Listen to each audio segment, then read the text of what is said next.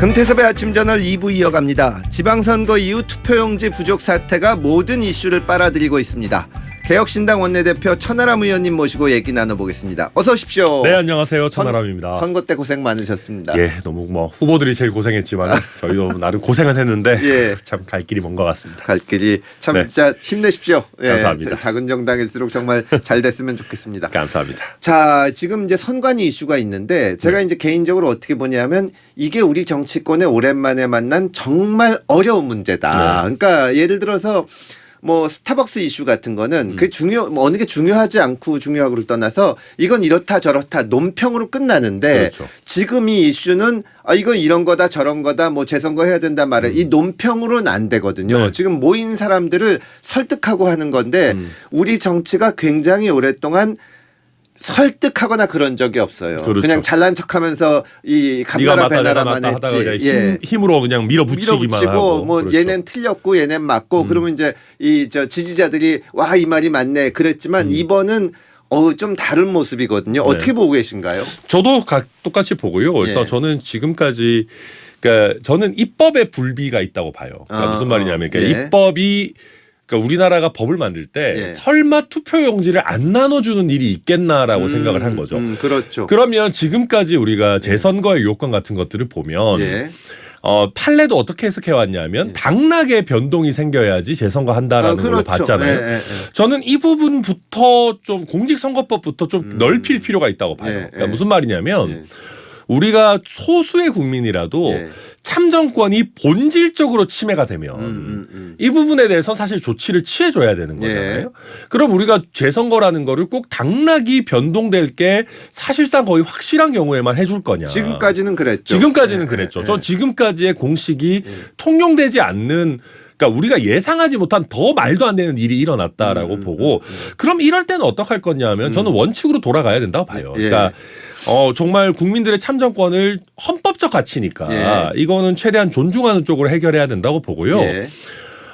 이거를 재선거를 지금 장동혁 대표 같은 경우는 거의 뭐 전면적 재선거를 말씀하시는데 예, 예. 저는 이거는 말이 안 된다고 생각하고 예. 그 투표 용지가 없어서 투표를 못하는 일이 발생했던 그 투표소들 있잖아요. 예, 예. 여기에 한정해서 재선거를 하는 방안을 저희가 좀 이번에 좀 제대로 한번 관철을 시키는 게 필요하지 않나라는 게 제 개인적인 생각입니다. 왜냐하면 예. 이게 국민들께서 오세훈 정원호 선거만 생각하시거든요. 예, 예. 근데 사실 이번 지방선거는 예. 시의원까지 있어요. 맞죠. 예, 시의원 있죠. 예. 시의원 선거는 사실은 수십 표, 수백 표 차이로 당락이 바뀔 수 있습니다. 이번에 실제. 비례 바뀌었죠. 비례도 예, 실제로 예, 바뀌었고. 예, 예. 그러니까 그러다 보니까 제가 해서 지금 보는 거는 지금 이제 벌써부터 몇몇 정당에서 지금 목소리도 나오고 있고 저도 주말 내내 이제 법리적으로도 봤는데 예. 선거 소청이라는 거를 할 수 있습니다. 각 있죠. 정당이. 예, 선관위 할 수 그렇죠. 있죠. 예. 이걸 근데 한 정당이 하는 경우에는 이게 또 뭐 정치적으로 어쩌니 저쩌니 얘기가 나올 수 있으니까 제가 바라는 방향성은 예. 모든 정당이 예, 예. 왜냐하면 각 선거구마다 유불리가 조금씩 바뀔 수 있어요. 예, 그 예. 특히 기초의원 그렇죠. 선거 같은 예, 예, 경우들은 예. 민주당이 아깝게 떨어진 데들이 있을 거고 뭐 국민의힘이 아깝게 떨어진 데가 있을 텐데 예.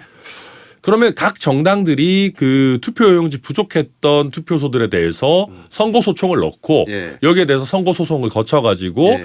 재선거를 하는 방안이 지금 있는 제도 안에서는 그나마 할 수 있는 일이 아닌가. 근데 저는 이걸 넘어서서 예.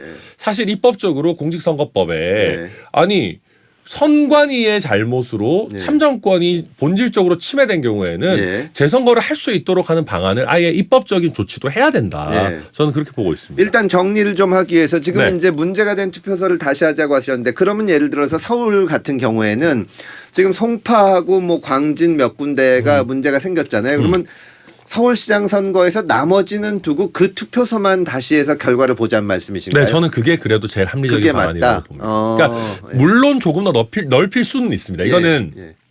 논쟁의 영역이긴 합니다. 왜냐하면 예. 그 해당 투표소에서 투표를 못하고 돌아가신 분들도 있고 있죠. 예. 다만 여기서 우리가 조금 더 광범위하게 하자는 주장도 가능은 한 게 예. 투표소에 가봤자 투표용지가 없다라는 보도들이 나오고 그렇죠. 예. 그러니까 그러면은 그 해당 투표소가 아니더라도 예. 지금 투표하러 가도 투표용지 없는 거 아니야? 그게 보도를 봤을 수도 있고 들었을 수도 들었을 있죠. 수도 예, 있고. 예, 예. 그러니까 그렇게 되면 사실 영향력이 조금 광범위해져서 예, 예. 이게 참 범위를 선정하기가 쉽지 않긴 합니다. 예, 예. 그런데 근데 이런 상황 속에서 그럼 서울 전역에 다 재투표를 하자고 할 것이냐. 예, 예. 이거는 저는 참 간단치는 않은 문제다. 이거는 정치적인 결단이 사실은 양쪽 다 굉장히 세게 있어야 되는 문제 아니냐 들긴 하고요. 네. 아니 근데 이제 뭐 본질적으로 참정권이 이 제한 그러니까 침해됐죠. 네. 사실은 내가 진짜 침해됐죠. 투표하러 왔는데 못 하니까 그럼요. 유권자 입장에서는 내가 한 표 가지고 있는데 네. 그거를 못 던졌으면 나는 100% 못한 건데. 맞습니다. 본질이 침해된 거죠. 저는 네. 그 심정은 굉장히 이해를 하는데 지금 말씀하신 대로 이제 그 정치권이건 또 유권자들도 이게 투표 개표는 엄청나게 휘발성 있는 지금도 시위가 저렇게 되잖아요. 그럼요. 그러면 아니 왜 송파만 하냐? 나도 저 다른 데도 그런 일이 있을 수 있는데 그게 이게 지금 안 밝혀서 그렇지 뭐 이런 얘기도 있을 수가 있고 그다음에 예를 들어서 재투표를 하는 경우에 재투표를 하면 저 같은 경우는 이번에 사전 투표를 했는데 그렇죠. 본 투표를 6월 3일 날 하신 분들 중에 재투표 날 안 오시거나 못 오시는 분이 있을 수가 그럴 수 있어요. 있죠. 그러면 이제 예를 들어서 내가 오세훈을 지지하는 사람인데 이분은 오세훈 됐단 말이에요. 그럼 안 가는 거예요. 그리고 그대로 오세훈이 되면 좋고 만약에 바뀌어서 정원호가 됐다. 그러면 나는 사실은 6월 3일 날 가려고 다른 일정도 다 미루고 해서 6월 3일 날 갔는데 갑자기 날짜를 다시 잡아가지고 새로 하는 바람에 이번엔 내 참정권이 제한됐다. 이러다 보면 끝도 없는 혼란이 오지 않을까. 그런 데 대해서는 어떻게 보세요? 네, 저도 그런 부분들도 일리가 있다고 생각하고요. 예. 다만 예. 그러니까 이게 이제 저는 본질적으로 예. 혼란이 일정 부분 야기돼야 된다고 생각합니다. 혼란이 있을 수 네, 있다. 그러니까 예. 무슨 말이냐면 예. 지금 우리 헌정사에 이런저런 그 선거와 관련된 논쟁들이 많이 있었고 실제 뭐 우리 뭐 4.19 혁명도 일어나기도 그렇죠. 했고 3.15 부정선거 3.15 때문에. 부정선거 때문에. 근데 이거는 우리가 민주화가 되고 난 이후에 실제 참정권이 본질적으로 침해된 첫 사건이거든요. 제가 봤을 때는. 그냥 뭐 부정선거 음모론 이런 거 말고 예. 그냥 확실하게 참정권 침해가 확인된 유일한 사건인데 예. 그러면 여기에 대해서 우리가 유야무야 넘어갈 것이냐. 예. 저는 그래서는 안 된다고 보고요. 그리고 혼란이 일어나야 선관위의 책임도 물을 수 있습니다. 어떤 의미에서는. 예. 저는 그런 면에서 예. 다만 제가 이제 투표용지 부족 사태로 나름대로 선을 긋자라고 일단 오늘 뭐 제 나름대로는 말씀드리는 이유가 예. 이게 너무 법조인스러운 얘기지만 네. 추상적인 참정권의 침해와 좀 더 구체적인 참정권의 침해는 구분될 수는 있다고 봐요. 예. 그러니까 예컨대 제가 뉴스를 보고 예. 투표하러 갈래 했는데 뭐 줄도 길고 투표용지도 안 준다니까 예. 가지 말까 이랬던 곳과 예. 실제 내가 투표하러 갔는데 못한 것 못한 것과는 저는 너무 법조인스럽지만 차이가 있다. 약간 구분할 수 있다고 보거든요. 그렇다 그러면 이 명확하고 현존하는 참정권 침해가 일어난 게 명백한 곳들에 한해서라도 예. 우리가 투표를 하는 게 맞지 않냐, 재투표를 예. 재선거를 하는 게 맞지 않냐. 예. 저는 그렇게 뭐 주말 내내 저도 고민을 했는데 일단은 저는 그렇게 판단을 하고 있습니다. 저도 이제 이게 쉬운 문제가 아니라서 네, 공감하는 맞습니다. 부분도 많은데 이제 제가 사회를 본 입장에서 이런저런 질문을 드리는 거를 이해를 해주시기 바랍니다. 이게 제가 이제 그 선거날 그 개표 방송한다고 어느 방송국에 와서 5시간인가 6시간 네. 있었는데 이 소식을 듣고 페이스북에 몇 개 글을 올렸어요. 야, 이게 진짜 선거 무효 소송이 처음 현실적으로 등장하겠구나. 그렇죠. 그랬는데 그 밑에 댓글들 중에 부정선거론자들도 꽤 많아요. 그러니까 지금 어저께까지 이제 보도를 보면 지금 이 송파에 모이신 분들이 그 정치인들 배제하고 또 뭐 부정선거는 아니고 우리는 그냥 참정권 침해로 인한 재선거다 이렇게 주장을 하는데 어젯밤에 이제 밤에 그런 분들이 좀 돌아가시니까 또 이제 끈질긴 부정선거론자들이 와가지고 맞아요. 또 점령했다는 거거든요. 네. 이게 정치라는 게 우리가 이제 뭐 정답 매기는 것처럼 이렇게 하는 게 아니라 현실인데 이게 이제 재선거 이쪽으로 가면 우리는 이거는 부정선거론이 아니라 부실하게 관리돼서 참정권이 침해되는 거니까 한다고 하지만 정말로 부정선거론 입장에선 그렇게 안 받아들일 거거든요. 음모론자들은 토론이 잘 안 될 때가 토론이 있어요. 잘안 그거 되죠. 어떻게 막을 겁니까? 그러니까 실제로 저는 어제 장동혁 대표가 전면적 재선거를 이야기하고 사전투표 제도를 없애는 걸 이야기하고 이런 게 얘기하면서 사실 이번에 일어난 문제는 사전투표랑은 아무 관련 없는 문제거든요. 아무 관련이 없죠. 그러니까 사실 그냥 본투표할 때 선거 용지가 부족했던 본투표 관리의 문제인데 사전투표 얘기를 하고 이런 것들 보면서 이게 저는 장동혁 대표 대표가 본인의 어떤 지지층인 윤어게인 또 그 중에서 상당 부분은 부정선거론을 또 믿으시는 분들도 많기 때문에 그쪽에 소구하는 정치적 메시지로 변질시키고 있다. 장동혁 대표가. 요거를 하나 비판하고 가야 되는 거고 저희 개혁신당 그럴 생각 없습니다. 개혁신당 그럴 생각 없는데 그럼에도 불구하고 저는 제가 아까 말씀드린 선별적 재선거론 같은 경우도 아직 당이랑 완전히 합의가 된 건 아닙니다. 제 개인 의견이고. 다들 지금 그렇죠. 관계죠. 지금은 다들 이제 상황을 보고 있는 단계인데 근데 그게 그나마 제가 봤을 때는 부정선거론과도 완전히 손잡지 않으면서 뭐 전면적으로 전국을 재선거하자 뭐 이런 게 아니면서 뭐 전면 재선거에서 수개표하자 이런 거랑은 좀 선을 그으면서 실제 우리나라 수개표 하고 있고요.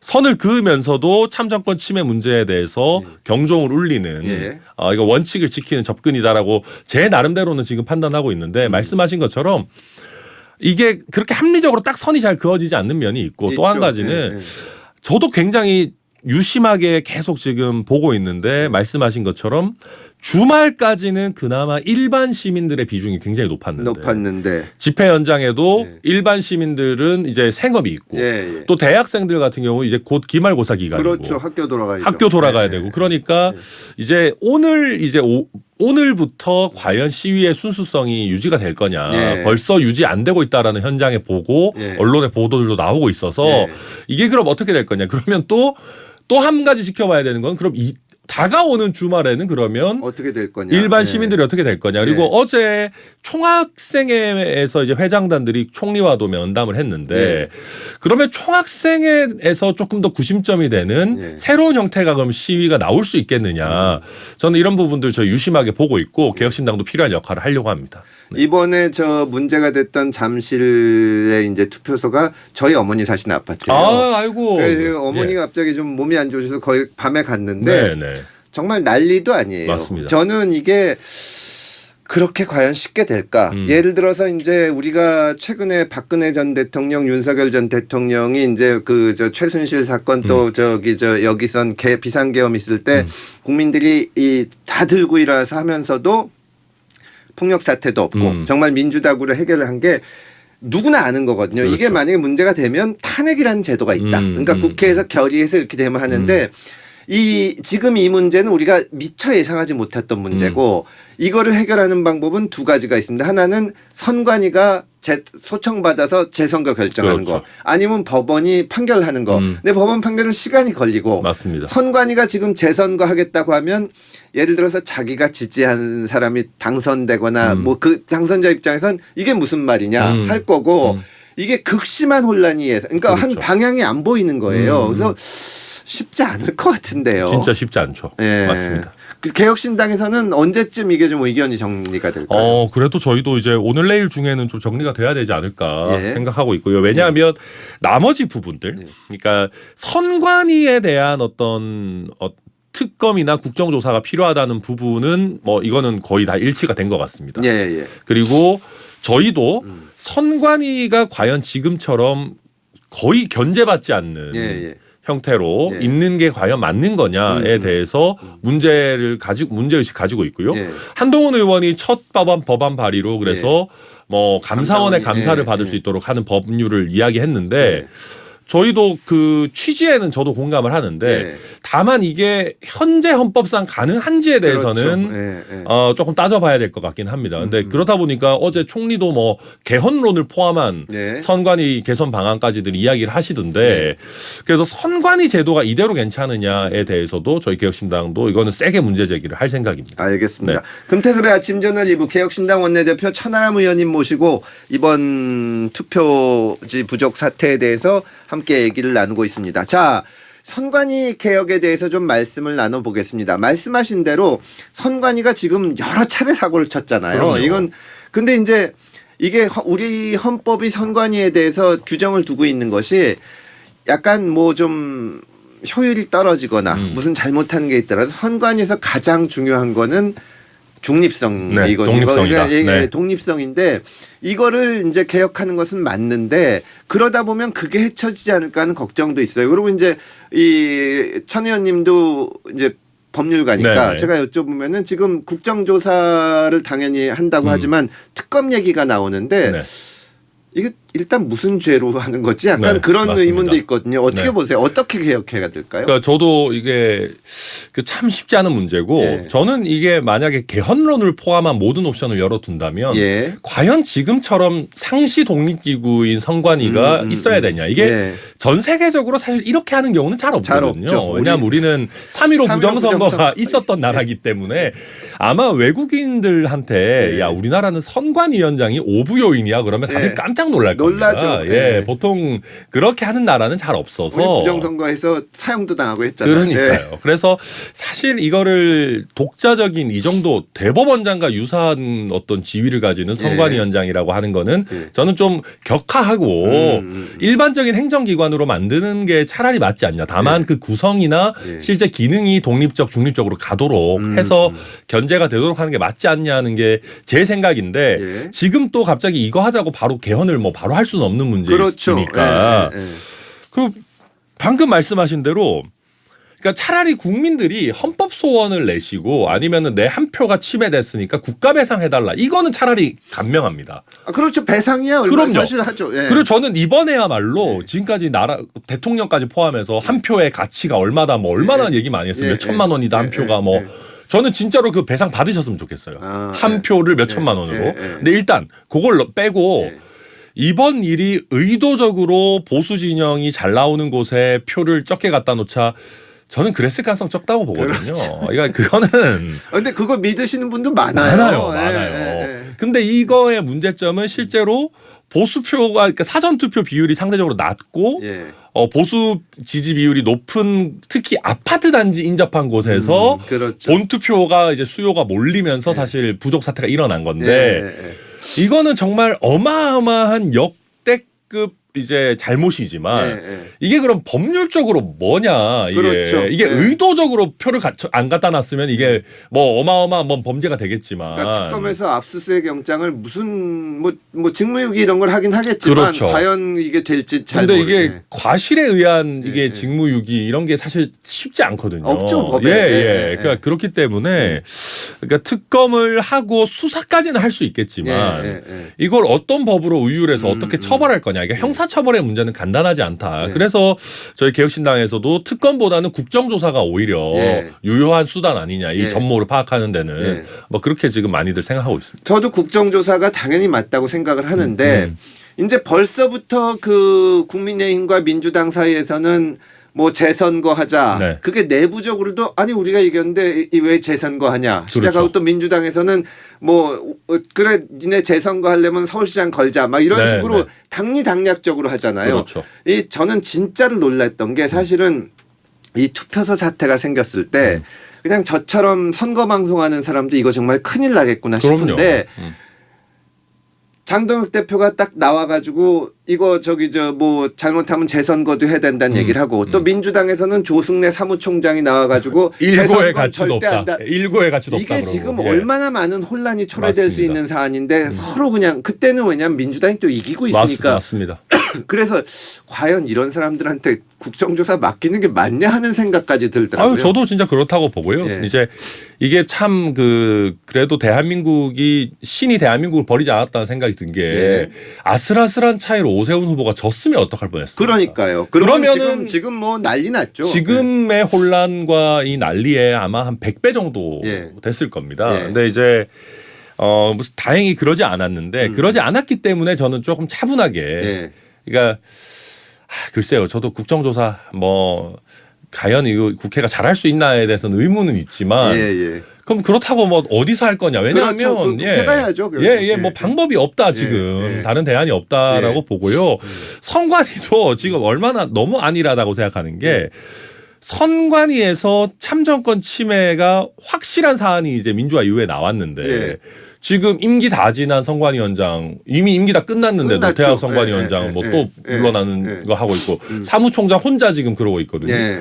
사실 이 정도 사태가 나왔으면 선관위에 이제 사실 중앙 선관위의 모든 간부들 그리고 각 지역 선관위 이제 문제 생겼던 지역 선관위에 다 나가야죠. 다 옷 벗어야 되는데 지금 그런 것도 없고. 선관위에서 재선거는 안 된다 그러는 거고 그냥 제정신인가 하는 거죠 사실은. 사실은 그런 면에서도 이게 문제가 심각하니까 본인들이 모든 걸 열어두고 검토하겠다고 해도 모자랄 마당인데 그러니까 그런 면에서 선관위의 문제점을 지적하는 역할에 한해서는 국회가 나름대로 뭐 하지 않겠나. 근데 요걸 넘어서서 실질적인 해법을 과연 합의를 이끌어낼 수 있겠나. 이거는 간단치는 않아 보입니다. 알겠습니다. 네. 천 의원님 이제 저 국민의힘에도 예전에 계셨으니까 제가 한번 여쭤보는 건데요. 네.